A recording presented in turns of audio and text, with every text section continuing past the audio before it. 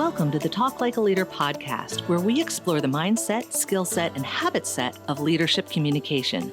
Using these tips, techniques, and tactics, you'll be able to talk like a leader to build better relationships and get more done.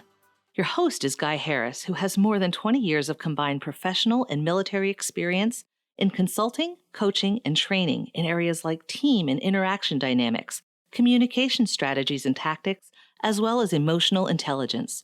Take it away, Guy.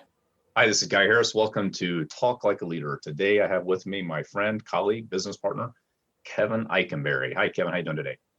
Guy, it's a pleasure. I'm doing good. I'm glad to be back with you.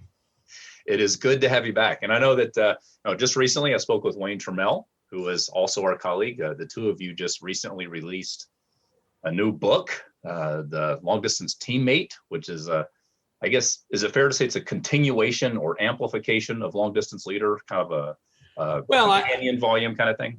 Yeah, a companion volume, I think, is the right answer, because really, while every leader is the member of the team, right? Mm-hmm. As a leader, you're on more than one team, most likely.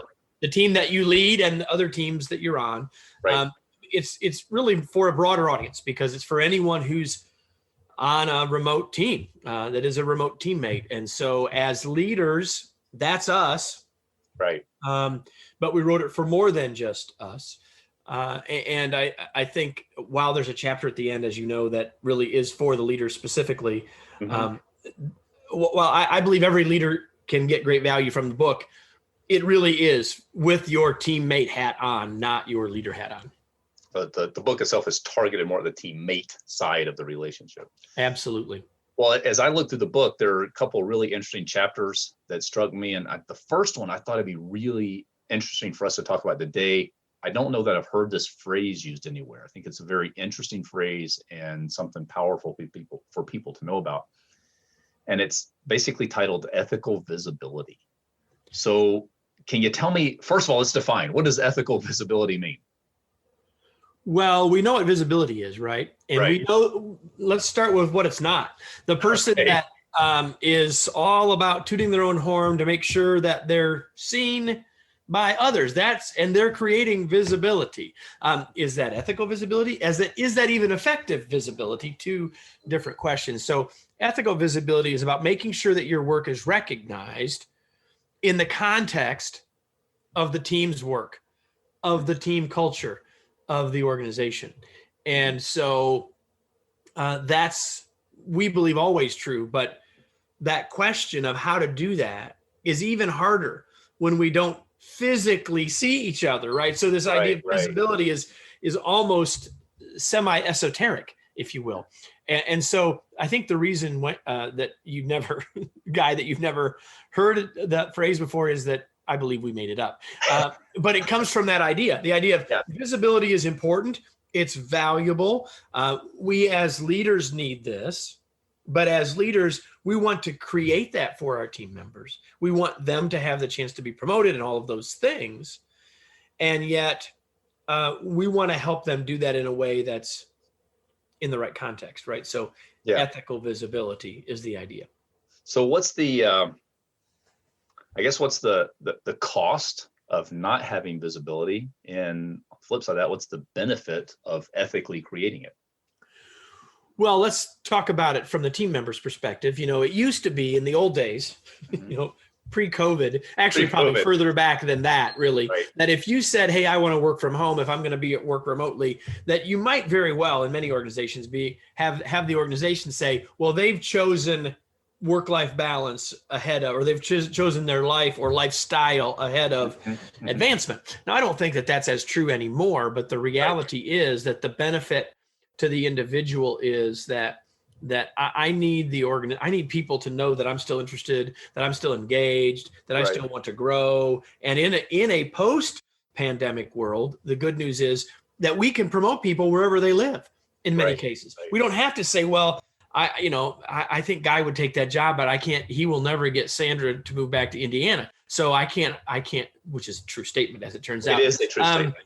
So I don't think it would matter what I offered Guy if you want to, if that were the situation. So, but that wouldn't matter anymore. So from the teammates' perspective, the benefit is I'm still in the market from the perspective of the organization. Okay. For the leader's perspective, then that if I can help promote my team members, then I can help their growth, right? And if I'm in a large enough organization, while in the short term I might not like losing my best folks, it's in my best interest, right, to be seen as a developer of talent as well. So I think there's a benefit for both of us, both as the leader and as the people that work for us, to have this working in the right ways, which is to be doing it ethically.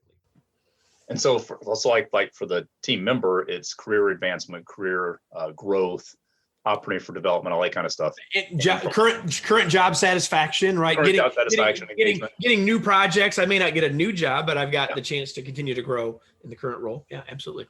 And from a leader's perspective, I guess, thinking in terms of the idea of talk like a leader and looking at it from I'm a leader of a team, if it's on my mind, ethical visibility or visibility for my teammates and for myself, it helps that growth and development. And then it actually improves my role in the organization because I'm seen as a person who grows and develops people.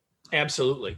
And so while in the book, we talk about it in terms of what do you do as a teammate? Right. But I think, as we're talking like a leader, we need to think about what can we do to help our teammates do this, our team members do this? What can we do to support them or help them understand this idea of ethical visibility, which I think is probably where you want to head with the rest of our conversation. It is. So in that vein, what are some of the things that come to your mind that leaders can do to help their teammates with ethical visibility? Well, first of all, we have to help them understand. Well, first of all, you should buy them all a copy of the book, longdistanceteammate.com. But seriously, we need to help them see this difference. And we need to help them strike this balance, that it is about being recognized and visible in the context of the team's work. So the first thing is we have to help them see that that's what they should be shooting for. They can't shoot for something that they can't see. So that's the first thing. So help coach them around focusing on the organizational goals and how they're contributing to those goals. Coach them on making their behaviors seen in context of and appropriate with the team's culture. Coach them on being seen as supportive and positive of other members of the team, right? This is truly a case of a rising tide lifts all boats, right? Okay. We all know that person who's tried to become visible and look good by making others look bad. Yes. And that's not what this is about. So we've got to make sure that we're coaching our team members in that way and encouraging them and giving them the feedback to say, hey, that's the right direction to head. And the last thing is to help them realize that people will judge them based on their behavior, not on their intent. Like this has happened to me lots of times in my life. I've asked a question and my purpose for asking has been misinterpreted. Sure. And as one example, right? So Absolutely, we have to recognize that we can't just justify, what I meant was, it didn't really matter what we meant. It matters what they saw or what they felt. And so encourage people to see their behaviors as they are, as the video camera shows them, and less about what they were thinking when they do it. So if we really think about this as a coaching exercise, we really think about this as helping them see what it is, why it's important, and then help them get there. And I think some of the things that you said that really resonated with me was this whole idea of context and helping them understand the context of working and tying their behaviors to the context of organizational objectives and results, rather than just waving your hand and say, hey, look at me. Right, exactly. We as leaders can do all the things that we've always done, remote or otherwise, which is to let our peers know that, hey, I got a rock star over here and all that stuff. Right. So this doesn't reduce or eliminate our existing responsibility here. What we're really saying is, how can we help our team members help themselves in this regard, right? And is this a fair, one of the things that I know you and I have talked about, I've talked about with Wayne, we've talked about in other events we've done together, the idea of intentionality being a big part of it. And like a question I have, I guess, is this another example of a thing that in the physically co-located world, it might sort of happen organically. And the reason it's important to call it out in the remote world is because you have to actually be more conscious and aware of it to make it happen. Is that a fair statement? I don't know that it's automatic if we're in the same office building, but it's easier for sure. Easier. So I'll tweak the first half of your comment in that way, but the second half, I think absolutely right. And so, a lot of times, even in the physical face-to-face working world, a lot of people said, well, I'm doing good work. It ought to stand on its own and I don't need to do anything. And people ought to just see me for what I'm doing. Well, maybe, right? But if you keep that view now, by the way, it's harder for people to justify that view when they're not seeing people every day.